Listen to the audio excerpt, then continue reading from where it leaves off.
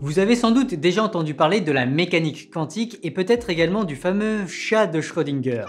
Ce chat est dans un étrange état quantique. Il n'est pas mort, il n'est pas vivant, il est mort et vivant. Et vous n'êtes peut-être pas sans savoir que ces bizarreries quantiques posent toutes sortes de problèmes métaphysiques fascinants. Mais saviez-vous que le chat de Schrödinger posait également toutes sortes de problèmes cryptographiques?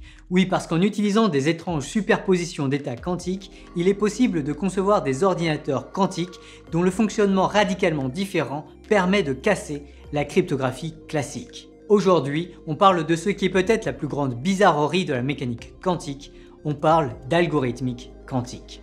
Avant de continuer, pensez à nous suivre sur le compte Instagram de String Theory. Alors, techniquement et au moins en principe, il pourrait être possible de fabriquer des ordinateurs quantiques à l'aide de chats de Schrödinger. Mais il se trouve que ce n'est pas la manière la plus pratique d'y arriver, et puis il paraît que ça pose des problèmes d'éthique. Du coup, à la place de chats de Schrödinger, les physiciens ont proposé d'utiliser d'autres objets avec différents états possibles, comme des électrons avec des spins vers le haut ou vers le bas. Les détails physiques de l'implémentation d'un ordinateur quantique sont toutefois très complexes et il existe un très grand nombre d'architectures différentes d'ordinateurs quantiques possibles.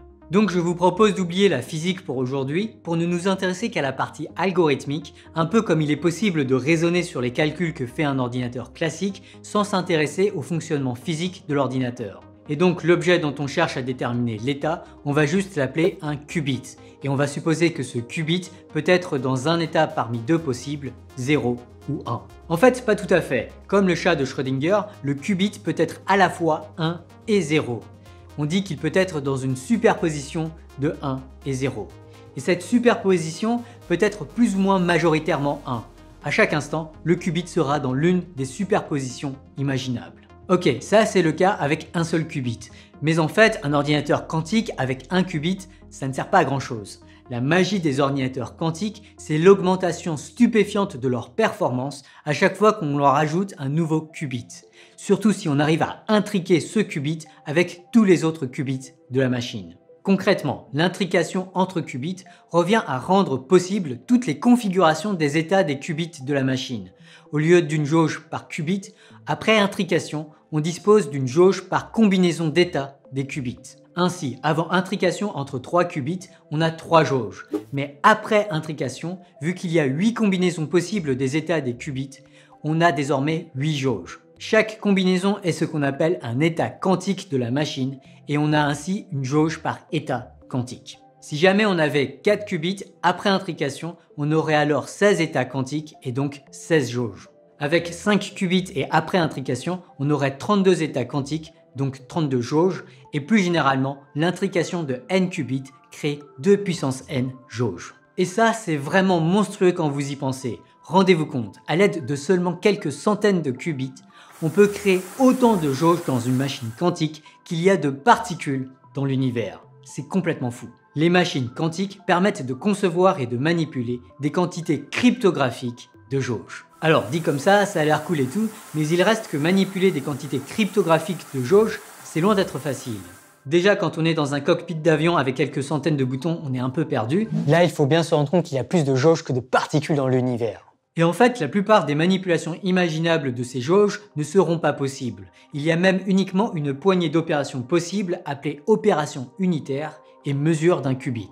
Commençons par les opérations unitaires. Bon, comme vous l'imaginez, c'est compliqué à expliquer, mais en gros, vous pouvez voir cela comme une sorte de rotation de certaines familles de jauges ou de transfert d'amplitude entre deux familles de jauges. Ces opérations sont parfaitement déterministes. Et la seconde opération, elle, est la mesure de certains qubits. Et là, cette fois, c'est une opération aléatoire et très étrange. Elle consiste à annuler les jauges de toute une famille de jauges qui sont incompatibles avec la mesure effectuée. Mais le choix de quelle famille sera annulée est parfaitement aléatoire et imprévisible, quoique pas complètement arbitraire. En gros, les familles dont les jauges sont quasi vides seront plus probablement annulées. Et donc un algorithme quantique, c'est tout simplement une succession de rotations et de mesures appliquées à l'ensemble des qubits.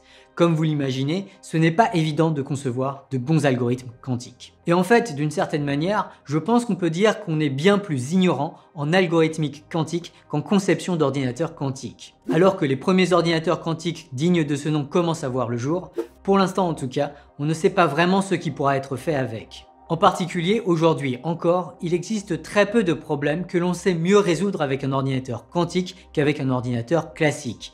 En gros, si vous réfléchissez à un truc cool à faire avec un ordinateur, il y a en fait de fortes chances que ce truc cool sera fait beaucoup plus rapidement et plus efficacement avec un ordinateur classique que par un ordinateur quantique. Comme le rabâche souvent le génial informaticien Scott Aronson, spécialiste de l'algorithmique quantique, contrairement à une idée répandue, les ordinateurs quantiques ne vont pas résoudre des problèmes difficiles de recherche de solutions de manière instantanée en testant simultanément toutes les possibilités. Non, malheureusement, ou pas, l'algorithmique quantique est beaucoup plus limitée, plus contre-intuitive et plus fascinante que cela. Pour l'instant donc, on ne connaît qu'une poignée d'algorithmes quantiques vraiment intéressants.